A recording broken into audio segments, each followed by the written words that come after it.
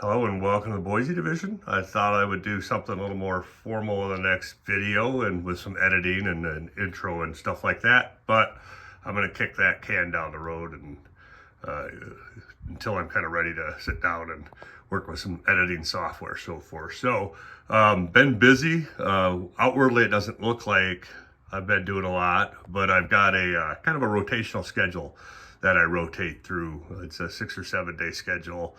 And I kind of focus on one thing for one day. So a locomotive day, I work on all locomotives. Load days, I do loads, stuff like that. And what that does is allows me to cycle through projects. I was dreading working on locomotives, and I had a pile of locomotives that needed some work. And so one day I just knocked them out. And so what I'll do is we'll just kind of shoot across the layout and show you what I've been working on.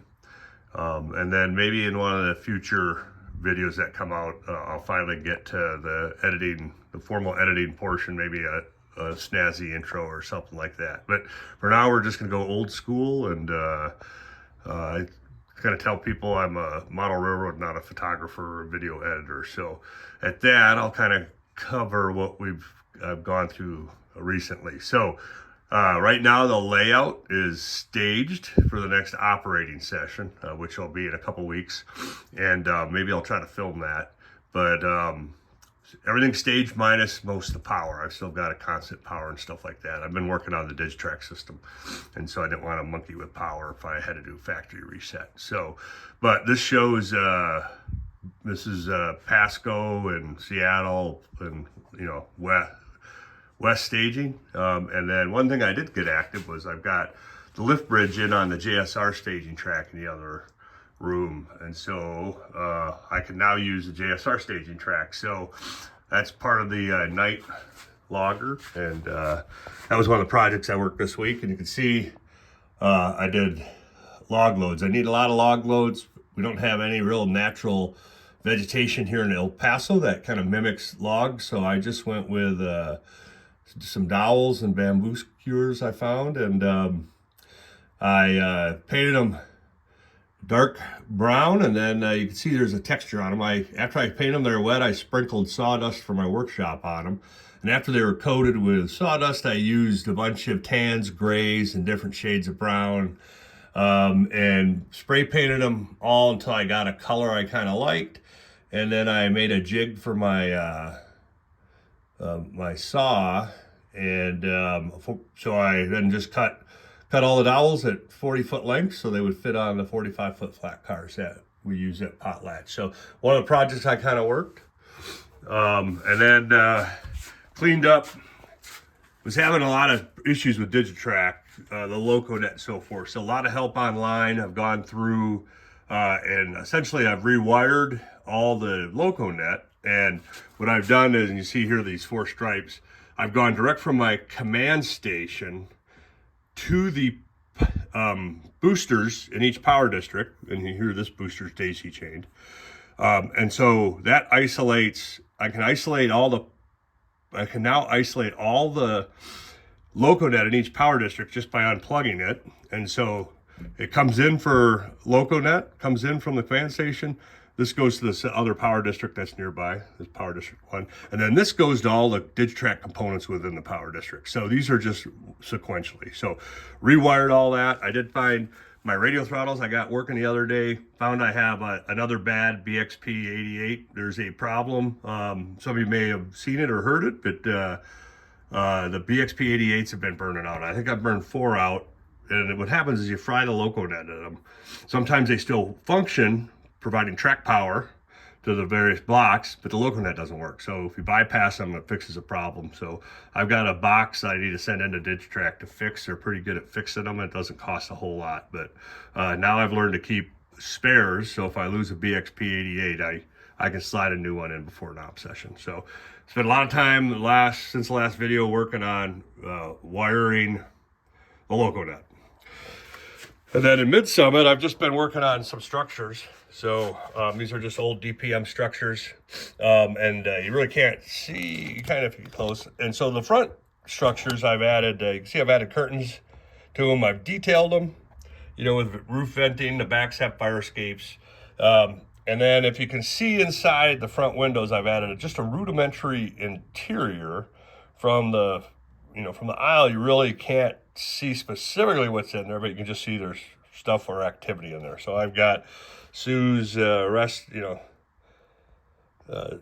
this is Sue's kitchen. It's named after my wonderful mother-in-law, who every time I visit tries to fatten me up. So wonderful cook and shows love through food. So now she has a kitchen on a layout, and this is Sally Joe's beauty salon, and then my wife's a money person for the Department of the Air Force, so she's got her own little tax office here. And then everyone, this is 86, 87, and everyone remembers videos. So put a video store on the corner. And I'm sure there's that back room in the video store in this one too, but didn't want to do the interior because I was tired of doing interior. So I just covered all the windows with movie posters from 85 because, it took about a year to get out on video back then. So I'm still working Midsummit. So this is my detailing project for now. So I'm completely focusing on just scenicking Midsummit. So I think what I'll do is I'll go all the way to the bridge and then call this portion of scenicking complete and move on another area. So still have some work to do in the foreground here, and I need to put a set of flashing crossing guards in there. I'll use the logic rail ones with the sensors. What I haven't figured out yet is if I want to put cross bucks down. Now the bottom of the layout here is kind of not even, so I think it'd be a pain to get cross bucks functioning here. So I'll probably just go with flashing lights. But that's kind of all I got left in Midsummit, and that's the log transfer facility. We'll just go around here. Nothing really new in Grangeville or Central Ferry.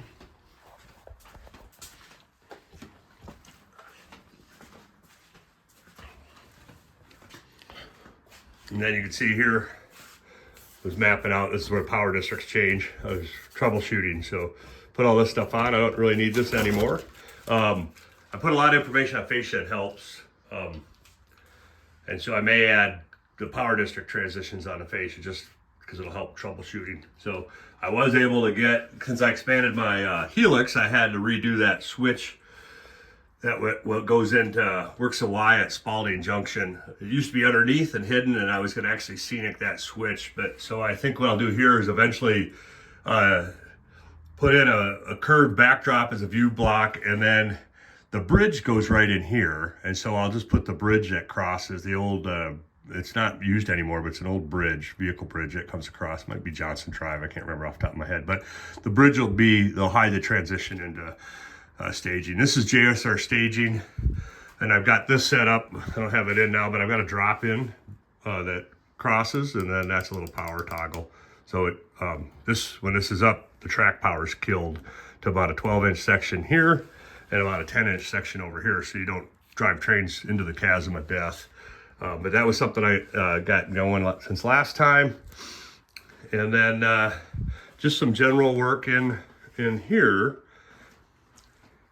I'm trying to work kind of add some, get some towns active on the layout on the lower level for switching for op sessions. So this is Cottonwood, and previous I had most of the track laid, and all the turnouts were spiked in on the main line. So I've started getting Cottonwood switch machines in. I added the Cottonwood Elevator Company trackage there for fertilizer storage, and then the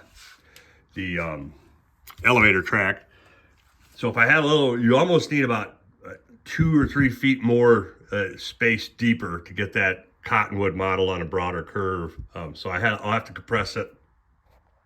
I'm short one crib in the back. I think there were five separate buildings, or 4 separate buildings at the back between sheet houses and cribs, and I'll model 3 of the 4. The curvature is just not long enough. There's not enough track in there. So if I ever redo this scene or expand the layout in a future move, I will redo Cottonwood and make the curve broader so I can kind of get more Cottonwood in. So, but the next not this next op session, but the following op session, the Grangeville local comes back from Grangeville, and we should be able to actually switch Cottonwood. So that's all I got for now, and I'll let everyone go.